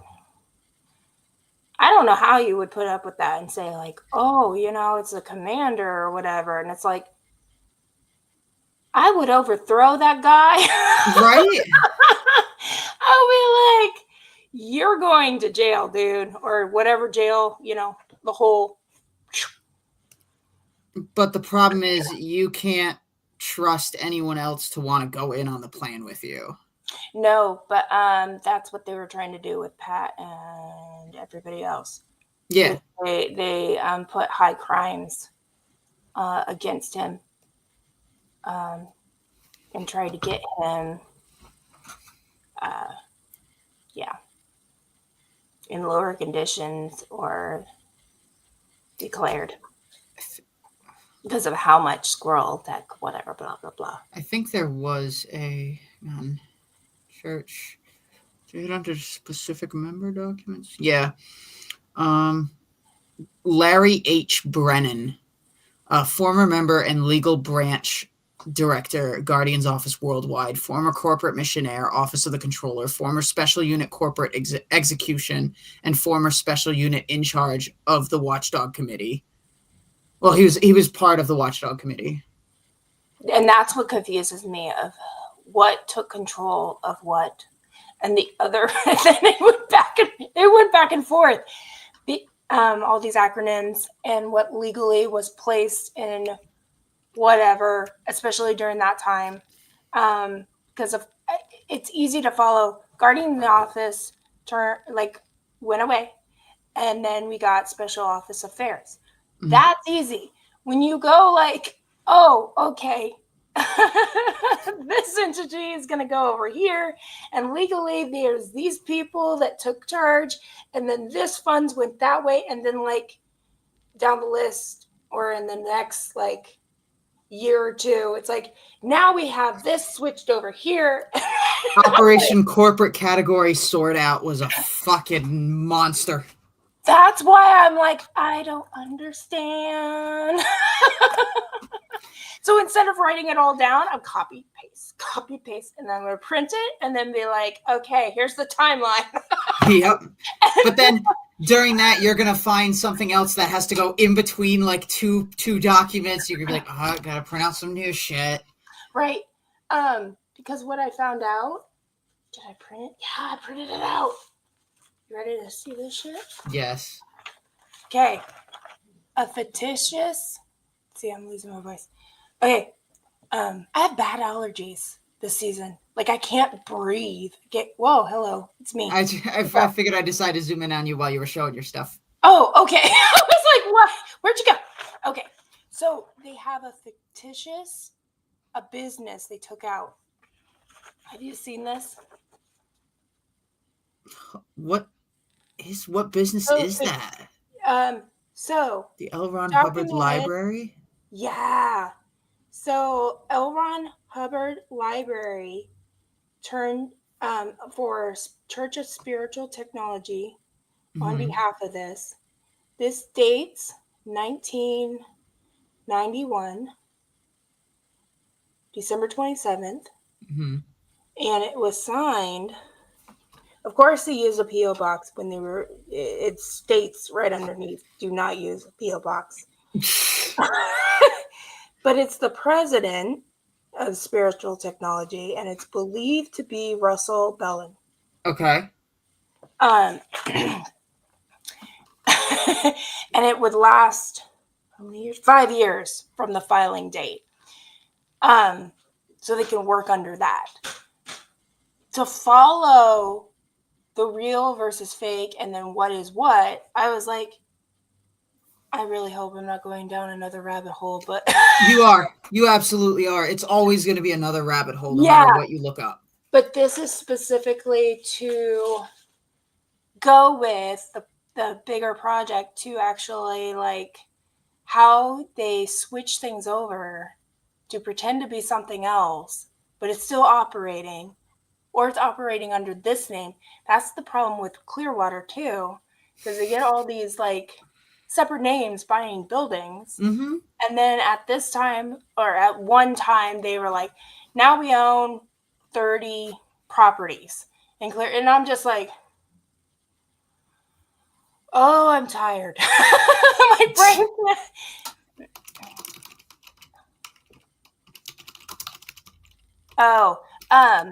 Yeah. So under lots of different mission holders, they're president.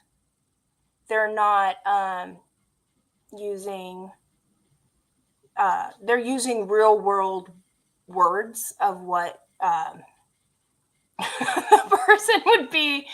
So it's hard to switch from like us and Cole. Yeah. And we're interchanging. And so that's why I'm all, what the hell? So, yeah. Oh, so I'm going to be doing a live later today to out this person. But if you ever see Jerry Cott. How do you spell his last name? Kott on YouTube. He is Osa. So this is what happened. I went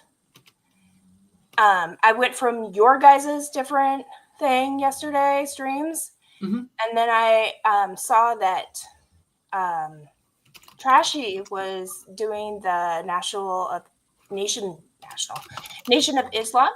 Yeah. Oh my gosh, he's Osa, Joe. Because I didn't even say hi. I just like commented in Chicago, other Scientologists, not even from Chicago, will promote that building of Nation of Islam in Chicago. Mm-hmm. So they're definitely connected. Yeah, And then it was absolutely. like, yeah. And then all of a sudden, I commented because all of a sudden it became a race thing. This people are like, you don't belong in this neighborhood, to trashing his friend. No, right? Then it became, why are you filming Black people? Are you filming just because you're white? And it was like, has nothing to do with it. I'm like, oh, we're segregated. Like I typed that and I was like, okay, this got like, it's hard to see from all these wars, like racial wars, especially in the 90s, Mm-hmm. like years between cops and even just everything. And me coming up as white and people thinking I'm privileged. I was piss poor. Like we asked for toilet paper and everything. So it was like, no, we didn't. Like I'm not privileged whatsoever. I had a really sick family. So I'm like, I don't know. I'm so sorry for your, or like learning about your heritage, but I'm like, how am I supposed to apologize for, like, you get into that weird political thing and it's just like, Mm-hmm. let's not hate on each other. And all of a sudden, this person comes in, Jerry, he literally goes, hi to somebody else, and then, hi, Sarah from Vacaville, wave, good to see you. I'm like, are you talking to me? Because I'm Sarah, and I'm from a town named Vacaville. I've never said that. Yeah, Ever. they definitely are OSA. Oh, yeah. December 9th is when they took out this account. And and I immediately, and he never responded. After an hour, I would keep popping in and popped in. I think you guys were at the pub, but I couldn't tell where you guys were. And then I had other things going on I had to go to. But it was kind of like, he never is. Oh, Osa popped up just to say hi. But it's kind of like, I know your tactics, dude. So I was going to do a live about that and make sure everybody knows and they can deal with it however they want. But yeah, he's definitely Osa. Yeah. I'm like, thank you. One email and one name, done with. I'm like, okay. 190 million more to go. I know, right? Be like, you might as well close that account because people are going to know. Yeah. And like they thought that was going to be a threat. That's the other thing, because I was just like, is there another Sarah? But for a year now, I've been slowly outing myself. And then I also, one of the emails I sent was Sarah BM415. What could that be? Maybe my name and birthday? It's like, obviously, I'm just kidding. Oh my God. And then with doing the map, the Google My Maps, it actually posted my name, Sarah May. And I've been saying, hey, I'm 42. Now I'm going to be 43. I grew up in Napa. I live between Sacramento. So I've been like dropping hints. So I'm like, congratulations. I did the work for you, dude. Yeah. And now you're going to say like, I know you, and then disappear. It's like, cool, like, what now? Because I don't know you. But yeah. No. I pretty much invited you over for tea. Because I even said I only live on 5 houses on my street. And then I have an Air Force base next to me that my daughter even goes, to the high school. So I'm like, that's the first thing, because they have an armed guard letting students in and out of that gate to go to school. So I'm like, dude, I gave you my location. information. That's why I'm like, oh, okay, random. I'm talking about race here and how. Okay. Yeah. Oh boy. They're weird. I know. I'm like, you don't know my book, dude. How my playbook goes. But if you look back, I pretty much am telling you everything. Oh, and the FBI office is now in my town. Yep. So, hi, Osa. I'll be keeping tabs. You watching me watching you. So, yep. But I've been telling Scientology I exist. So yeah, I exist, dude. I'm still kind of waiting for them to do the same to me. I'm just waiting to see if someone says something.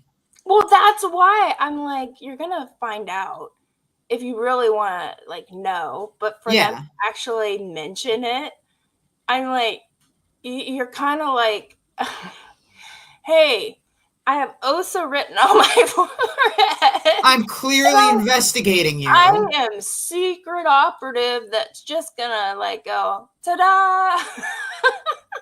And then just poof. I know. And I'm just like, we all know you're out there. Why did you just do that to yourself? You're not intimidating me because you could be this old lady, be like, I'm here to watch all these. Welcome to the stream. Hope you get the common sense to leave. Right? Yeah, that's why I'm like, okay. And so I told Trash right then, and he read it, and he's like, good to know. And then I went to other lives. I'm like, just to let you know, blah, blah, blah. And that's why it was like, oh, yeah, he's a pain.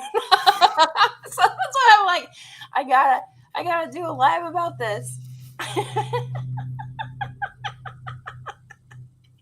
So, oh, it backfired. They're going off of Hubbard's methodologies. Of course it's going to backfire. Right. Be like, oh my gosh, OSA exists. That's scary. Like they don't know that we know. And you know I've been investigating you guys. Okay. They're just morons. I know. Oh. Yep. That's why I was like, oh, I'm finding this really funny. Because I'm like, am I scared? Should I be out there? Should I let them really know like more information about my town? Because that's the other thing. So Vaca means cow. And I've been saying I live in a city, but it's very beautiful. It's raw, just all these trees and everything and nature, even though we're still being built upon like every town. Yeah. But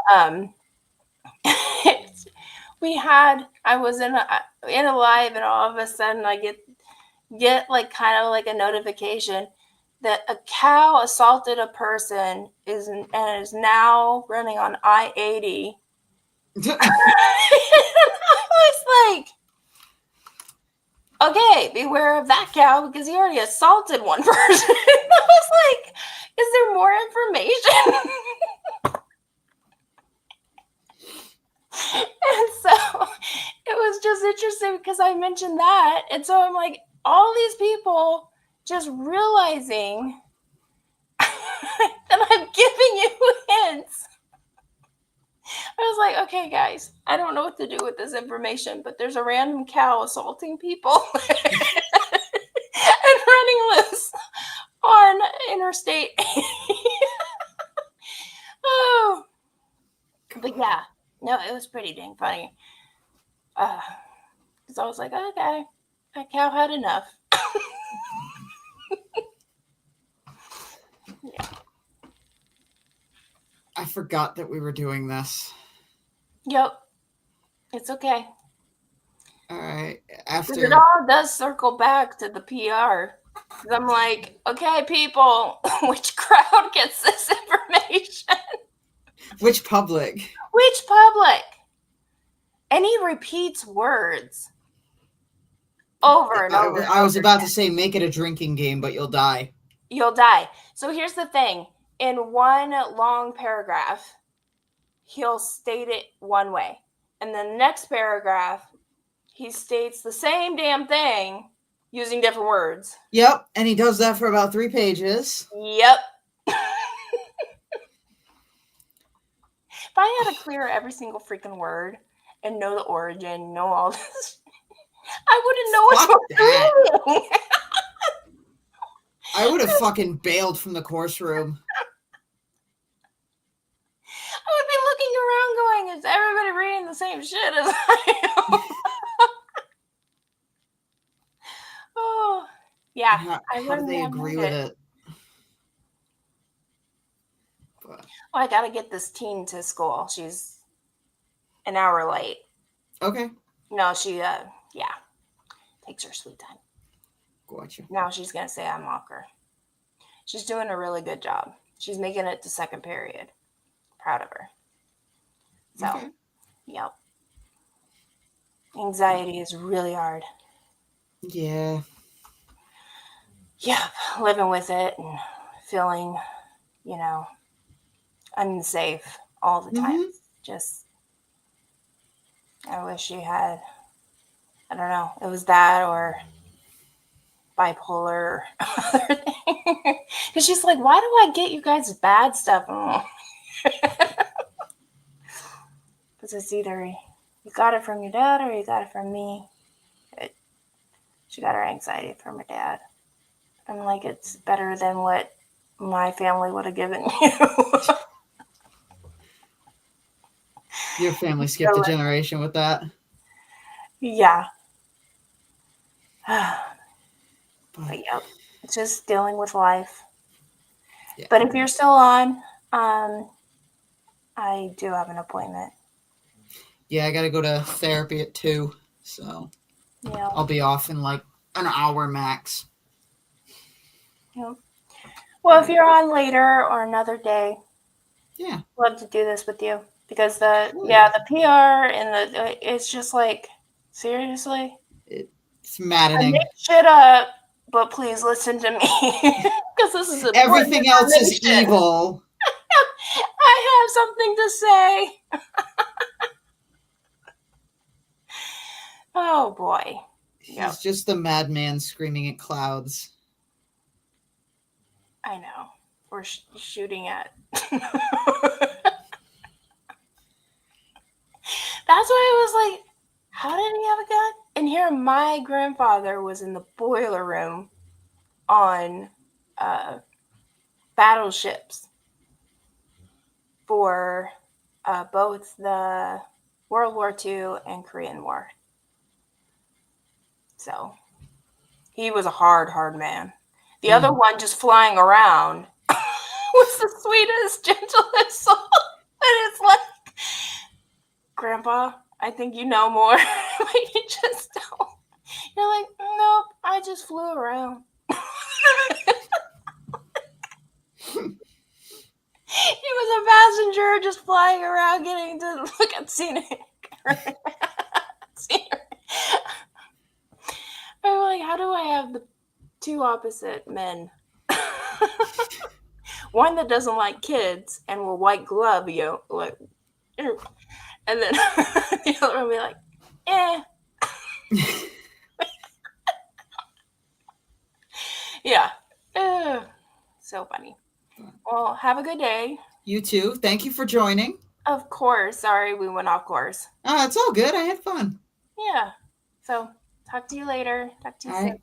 Okay. Peace Bye, out. guys. Bye, everyone.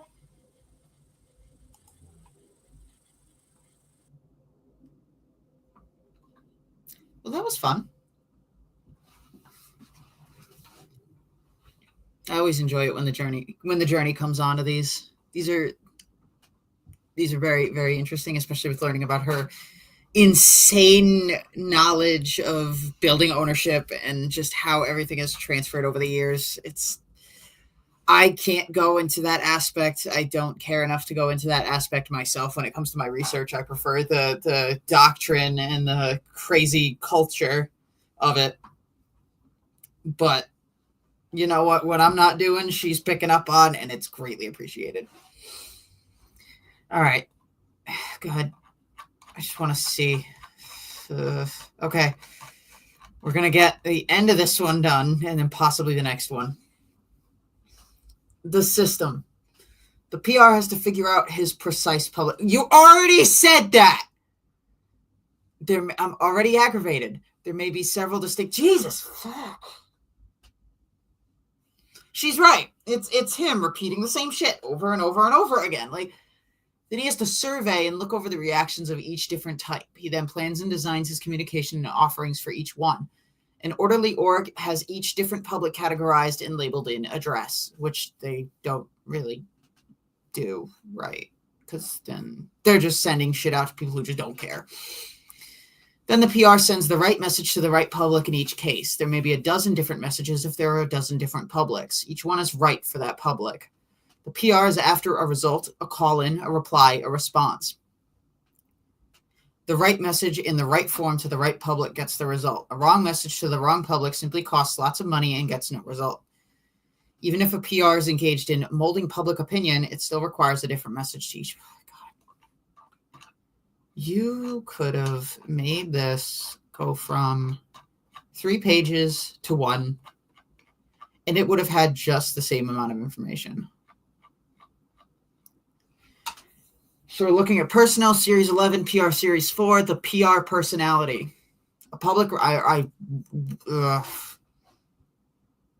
rather be at the doctor than doing this now, but I'm going to finish this, at least this section. PR Series 4, the PR personality. A public relations personnel has to be spot on in confronting, organizing, and working, and nothing of which you are spot on in. Confront. In confronting, a shy or retiring PR is not about to handle suppressive persons or situations. A PR must be able to stand up to and handle the more wild situations easily and with composure.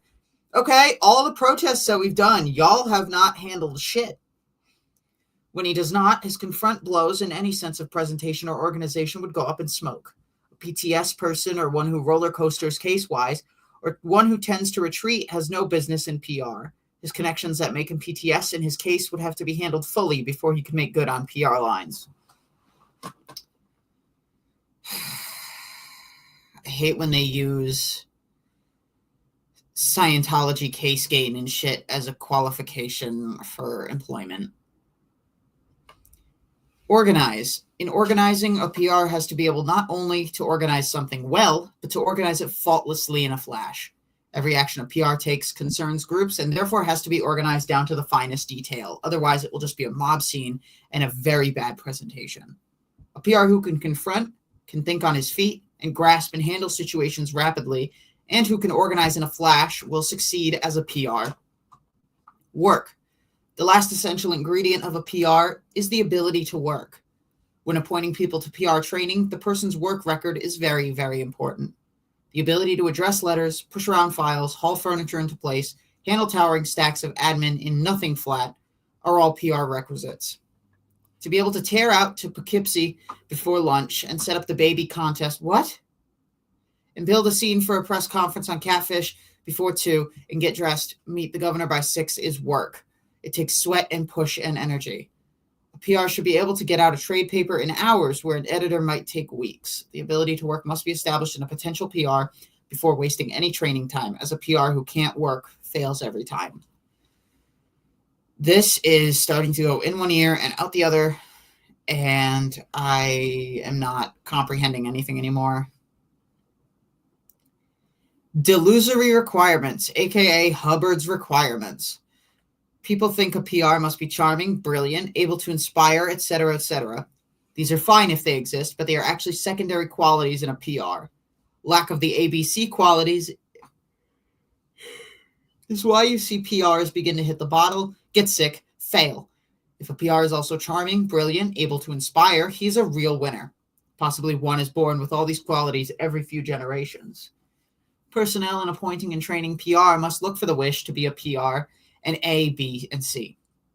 And anyone taking up PR who does so to escape hard work will fail, as it is hard work.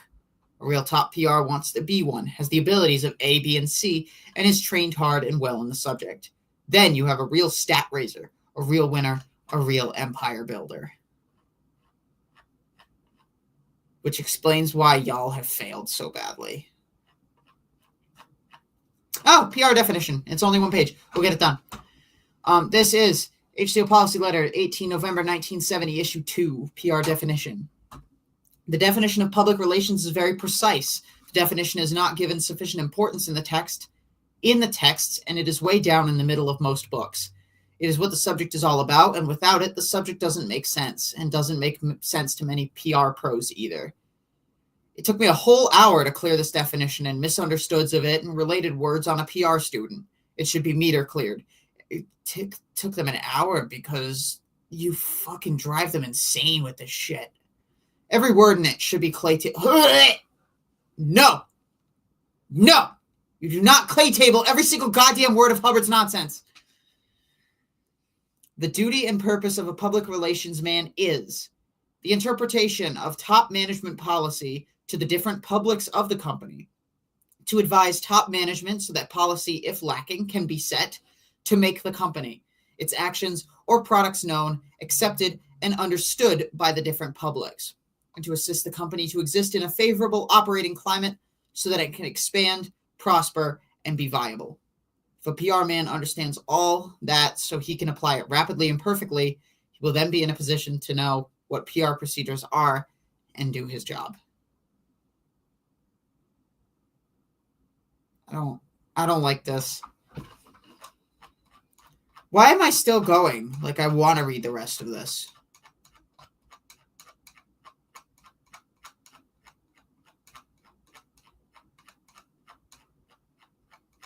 Nine pages to talk about celebrities. Fuck off. No. I'm not doing that right now. God damn.